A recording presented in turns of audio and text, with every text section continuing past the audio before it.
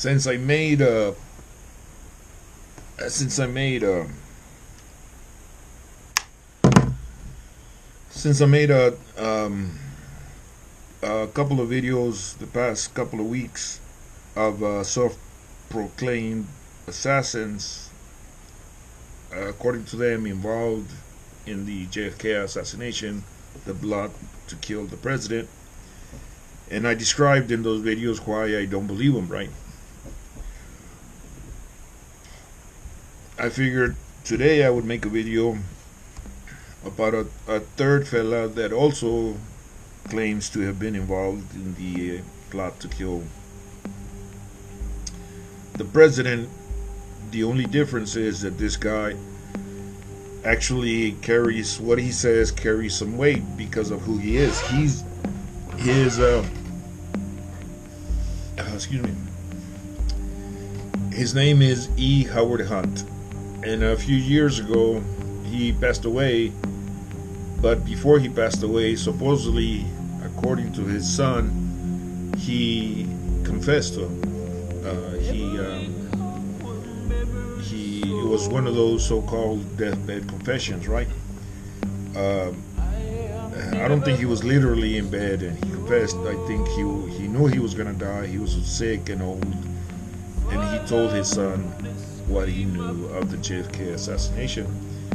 And in his description of the JFK assassination, he sort of, not quite, but sort of implicates himself. Not quite, and I'll describe to you in a little bit.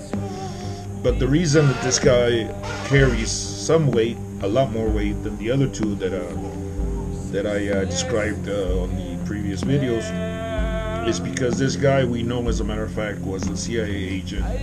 We know as a matter of fact was involved in the Bay of Pigs fiasco over there in Cuba in the early 60s, 61 I think it was, or 62, I don't remember, but it was in the early 60s.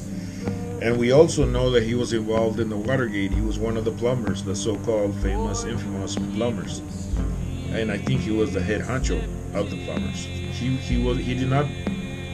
was not one of the 4 or 5 that broke into the Watergate hotel. He was the one directing those people, I think. And what gives him the most weight is because the President Nixon, was worried that this guy might talk, because he was arrested with all the other ones. I don't think he was arrested in a hotel. I don't remember the details, but he was arrested and he did end up going to jail because of the Watergate. But the President Nixon, is recorded, clearly recorded in the White House recordings, saying something to the effect that this guy, E. Howard Hunt, knows too much. And they paid him off. I think they gave him like $1 million to get him not to talk, right?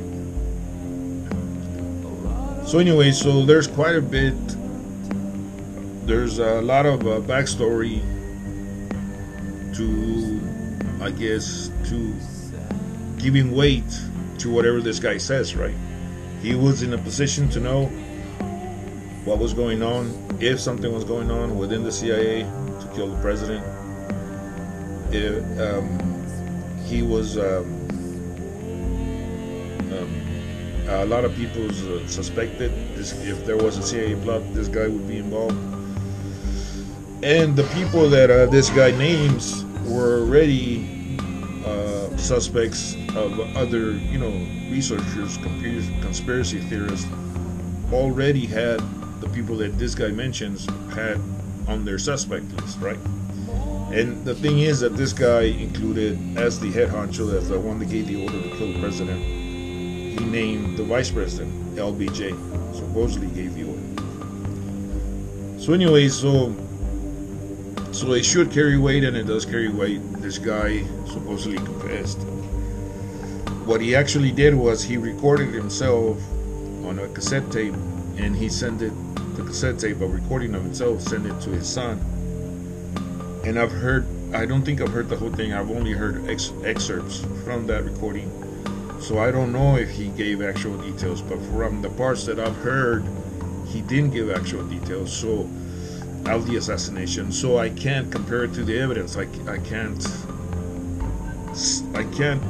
judge it as true as truthful or not based on the evidence, you know. So this is a little bit iffy. But his son is the one that described what his father said as a deathbed confession. That it doesn't sound to me like a deathbed. It doesn't sound to me like a confession. It sounds to me like one of two things.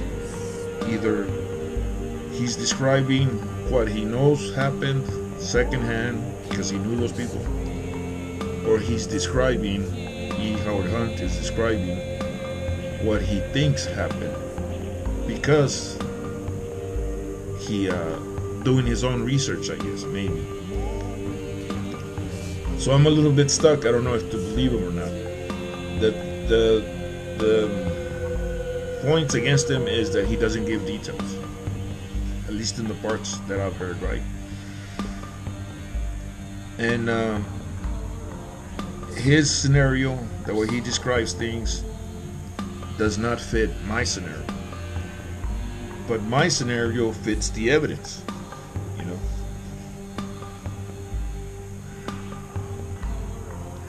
So I'm not sure what to make of it. Either I'm completely wrong, or this guy is wrong, you know.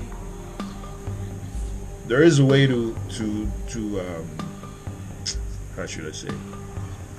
There is a way to have him not necessarily be lying, just be mistaken, and me still be right. But I don't know how to judge it, right? Because like I said earlier, he doesn't give enough details to be able to compare it to the actual evidence. Pretty much what he does, from what I've heard, he describes a hierarchical command, putting LBJ in the top and a few rogue CIA agents following LBJ's orders, you know. But he doesn't actually describe how it happened in Dealey Plaza. So like I said earlier, I can't compare it to the evidence, so I don't know if this guy's telling the truth. The only thing I know is that his scenario does not fit my scenario, but my scenario fits the evidence. My whole long scenario, starting from when Lee Harvey Oswald was in New Orleans, working for the CIA,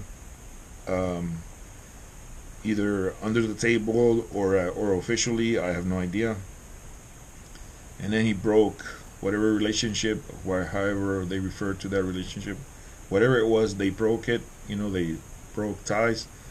He came to Dallas. I can explain everything what happened on Dealey Plaza, all the way to the autopsy, to JFK's autopsy, and I can explain all the confusion surrounding the autopsy. I guess I'm gonna stick with my scenario, at least for now. Hopefully, eventually they'll release the whole tape, and hopefully in the tape there will be enough details to compare it to the evidence and be able to judge it as either one of what I think one of two things that this guy is describing. He's either describing what he knows happened, which I doubt it, or he's describing what he thinks happened and is making the same mistakes as 100 other researchers, you know. The only reason I give this guy some weight is because he was in a position to know. That doesn't necessarily mean that he knew what was going on, right? I don't know how many CIA agents there are. Obviously not all of them were involved, if the CIA was involved, which I don't think the CIA was involved, at least in the actual shooting, in the actual assassination. So I guess for now I'm going to continue assuming that I'm right and this guy is wrong, even though, like I said, I know that this guy's opinion carries more weight than mine, you know. And anyways, I guess I forgot to mention in the video how Howard Hunt implicated himself, right? The words he used to describe his participation in the plot, in the big event, as he called it, was that he was on the B team. And to me, what the B team means is that you're not in the actual game, you know. So I think what he was somewhat vaguely implying was that he was not in the actual plot to kill the president. So I think that reinforces my idea that that he's describing what he thinks happened instead of what he knows happened. It might even be a mix of the two. You know, like for example, he knew that one of the CIA officers or agents that he mentioned was his wife was having an affair with the president. So because he knew this, he concluded. This is my guess, right? He concluded that this guy would have been easy to convince to be part of the plot to kill the president, right?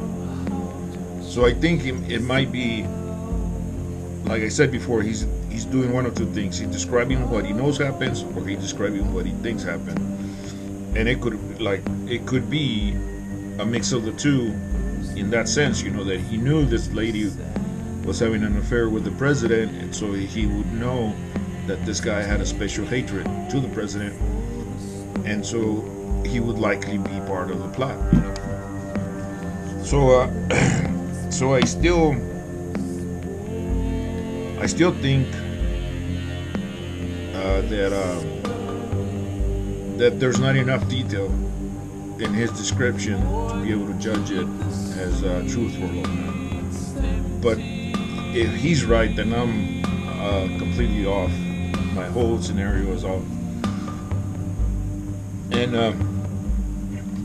And my only defense, I guess, is that my scenario fits the evidence. My scenario fits all the evidence, all the physical evidence, and it fits all the confusion around all over the place, all the seemingly contradictory,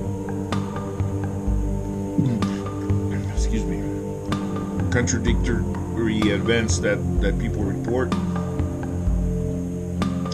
So I'm gonna continue to go with my idea, and hopefully this guy, or I think he passed away already, or I know he passed away, his son will reveal more details, so I'll be able to, or everybody will be able to judge it as truthful, hopefully eventually, hopefully soon. But for now, I'm gonna go with my own ideas. So I guess that's it.